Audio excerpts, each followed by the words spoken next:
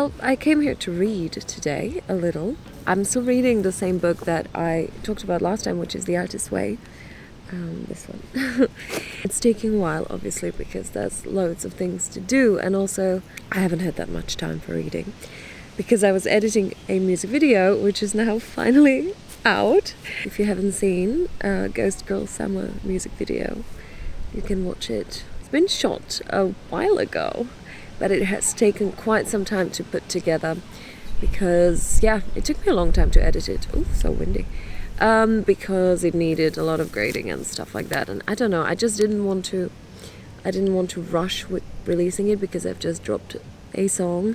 So I thought, okay, I'm just gonna wait maybe until June to release it. So anyway, what I wanted to say was I was reading this book today, and it's interesting because I had this image in my mind as I was reading about, whatever you would call it, self-discovery or whatever type of tag you want to put on it. But I thought that, how do I know? Oh, there's a bee right in front of the camera.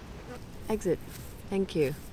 But as I was reading it, I had this image in my head, which I think I will use from now on as a measure of whether I'm creating something that's authentic to me or not. It's as if I was in a room my whole life, and that room that I live in my head, let's say, it's like a big metaphor, I suppose, is covered with wallpaper. And that wallpaper has been there ever since. And I didn't pick it. I didn't put it there. It's been there. I had no choice on it. And I feel like when I get into the creating or the writing or something, it feels as if I was peeling this wallpaper away. But sometimes the tool that I'm peeling with is so tiny, and it's so much laborious work to get it to come off. And it's, the glue is so strong, and you just sort of go and you pick at it and try to remove teeny little pieces of wallpaper just to see what's underneath. And I feel that sometimes when I have a good day, a huge chunk comes off. Then I'm able to see what the original wall of that room of mine was supposed to look like, which I suppose is a very big metaphor for society being the wallpaper, or your upbringing being the wallpaper, or people who have taught you certain things, or what is right and wrong and what you should do or shouldn't do, or I don't know, anything that you've learned about the world that maybe might not be so true. So I suppose that is the proverbial wallpaper that we're peeling off. And so when that moment happens and I get to see the original wall of who am I in some way, I love that feeling. And it's like, wow, this really feels like the core.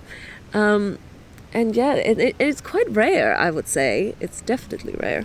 Definitely doesn't happen every day. Now, a little fun fact for today, something I've learned on TikTok, is I have never known about a scientist called Margaret Hamilton, which I've reshared on my TikTok page because that was a very interesting post and I love that kind of thing. And she is, in fact, still alive. She is a scientist who worked for NASA on, the very famous Apollo 11 mission to the moon. What she has done was so very crucial to Neil Armstrong and his crew landing on the moon that it's incredible. And what's more incredible is that she practically is completely unknown by most people. And I didn't know her either. But she apparently worked on the software part of it, which was at the time very underrated and considered like female type of job. And what she's done was she thought that there should be a software that can account for human error. So in case something happens on the mission and it's not a technological error per se, but more a human error, the technology can account for it and make up for it and sort of, save the mission. And funny enough, that's precisely what happened.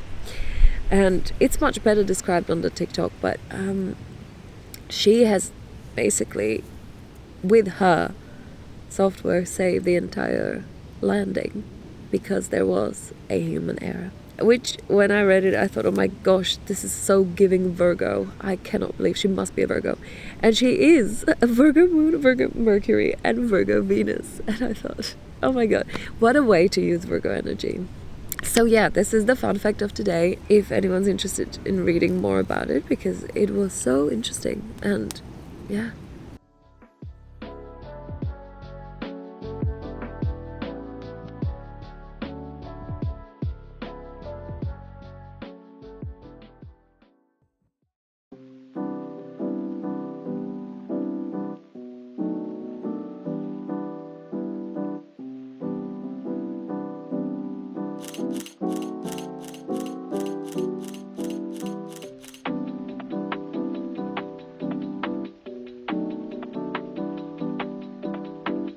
To try on some new jeans because mine are so destroyed and I don't want to get rid of them. I'm so attached to them, but it's time.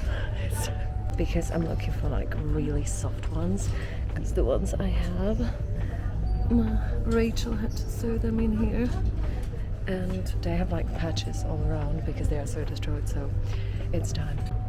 These are some wild buttons. Okay, well, let's see. I also have a black dress because I must. This, to me, is short. Anyway, I absolutely loathe these buttons because they are so difficult to push through the holes, I swear to God. So, I don't know. I just need some soft jeans that I can use every day, but... Or should I get a summer-winter dress, practically? I always end up in black dresses every single time.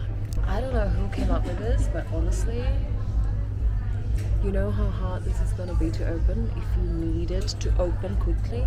I wonder who forgot it.